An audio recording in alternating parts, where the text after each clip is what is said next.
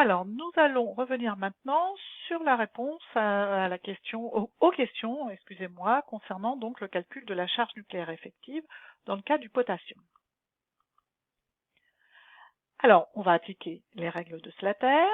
Donc, le numéro atomique du potassium est de 19, ce qui nous donne une configuration électronique qui est indiquée ici, donc celle de l'argon, 1s2, 2s2, 2p6, puis 3s2, 3p6, 4s1, et on a bien donc réparti nos 19 électrons dans les orbitales en appliquant la règle de Kleshkovsky. Maintenant, si j'applique la règle de Slater pour classer mes orbitales afin de calculer ensuite donc la charge nucléaire effective, eh bien, donc les deux électrons dans l'orbital 1s forment une famille, puis je rassemble 2s2p dans le même groupe, 3s3p dans le même groupe. Les orbitales 3d, s'il y avait des électrons, on les intercalerait ici, et puis ensuite l'orbital 4s. La charge nucléaire effective est calculée donc en soustrayant au numéro atomique Z la somme une somme de S. Cette somme de S représentant en fait, je vous le rappelle, l'écrantage qui est produit par les électrons qui sont entre le noyau et l'électron dont on souhaite mesurer l'effet de la charge nucléaire. Alors, regardons maintenant comment on va appliquer les règles de Slater pour faire le calcul. Donc les électrons qui sont situés à droite, donc ici c'est pas le cas puisqu'on s'intéresse à l'électron 4s et il n'y a pas donc de couche remplie au-dessus. Donc on va passer directement à la règle 3. Cette règle 3 nous dit que les électrons qui appartiennent à un même groupe contribuent chacun pour 0,35. Donc ici, je n'ai qu'un seul électron S, donc il n'y aura pas à appliquer cette règle 3.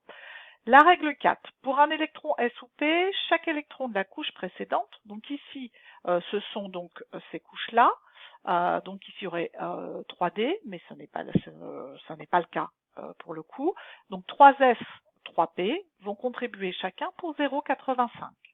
Pour un électron S ou P, chaque électron de la couche N-2 et des couches inférieures contribue pour 1, donc c'est-à-dire tous ces électrons-là, ce qui nous fait 10 électrons. Voyons voir ce que cela donne. Donc, les électrons 3s3p contribuent chacun pour 0,85, il y en a 8. Les électrons 1s, 2s2p, il y en a 10, et ils contribuent chacun pour 1, suivant Slater, ce qui nous donne donc un total de 16,8 pour les constantes d'écran. Le calcul de la charge nucléaire donc, est réalisé ensuite. Nous avons donc 19 moins 16,8, ce qui nous donne 2,2. Cela signifie quoi? Cela signifie que l'électron 4s du potassium ne ressent que 2,2 charges positives du noyau, alors que le noyau contient 19 protons, c'est-à-dire 19 charges positives. Je vous ai ajouté un petit exercice supplémentaire. On va faire ce calcul maintenant pour un électron 3s ou 3p, donc toujours dans le cas du potassium. Alors, je vous ai remis l'arrangement donc des orbitales, le regroupement des orbitales suivant Slater. Je vous ai rappelé l'équation qui permet de calculer la charge nucléaire effective, et on va utiliser le tableau cette fois-ci que je vous ai montré un petit peu plus tôt dans le cours. Alors, cet électron, c'est un électron 3s ou 3p, donc je vais m'intéresser à cette ligne-là. Qu'est-ce que je vois? Je vois que pour les électrons 1s, la contribution sera de 1. Pour les électrons 2s2p, la contribution sera de 0,85. Pour les électrons 3s3p, c'est-à-dire les électrons voisins de l'électron que je vais considérer, la contribution sera de 0,35. Et bien sûr, pour toutes les orbitales au-dessus, la contribution est de 0, puisque c'est un électron 3s ou 3p que l'on considère. Alors, au niveau calcul, voici ce que l'on va obtenir.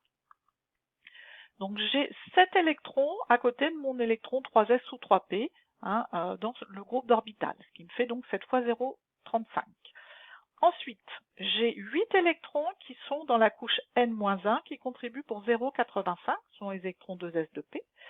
Et j'ai ensuite 2 électrons dans la couche N-2 qui contribuent chacun pour 1, ce qui fait que l'on obtient cette fois une constante d'écran qui est égal à 11,25, qui est plus faible que celle qu'on avait trouvée pour l'électron 4s, et qui va conduire à une charge nucléaire effective, Z étoile, qui sera égale à 7,75. Cela signifie quoi? Cela signifie qu'un électron 3s ou 3p du potassium ressent cette fois 7,75 charges positives venant du noyau. Donc la valeur est plus élevée et c'est normal comparé à l'électron 4s. Un électron 3s ou 3p se trouve dans des couches plus profondes, dans les couches inférieures à la couche 4s. Voilà, nous en avons terminé avec cet exercice et nous allons maintenant reprendre le cours. Donc, je vous avais présenté jusque-là le principe d'édification qu'avait adopté Mendeleïev pour le tableau périodique. Dans le cas des tableaux périodiques actuels, le principe d'édification qui est retenu, c'est qu'on classe les éléments par numéro atomique croissant. Je vous rappelle que dans le cas de Mendeleïev, le classement se faisait par masse atomique croissante, ce qui n'est quand même pas tout à fait la même chose. Dans les classifications périodiques actuelles, on va donc placer tous les isotopes d'un même élément au même endroit, ce que ne pouvait pas faire du coup Mendeleïev par rapport au principe d'édification qu'il avait retenu. Voici le tableau que vous connaissez. Alors ce tableau, il comporte 18 colonnes, donc en commençant ici par la colonne de l'hydrogène et en terminant ici avec la colonne de l'hélium.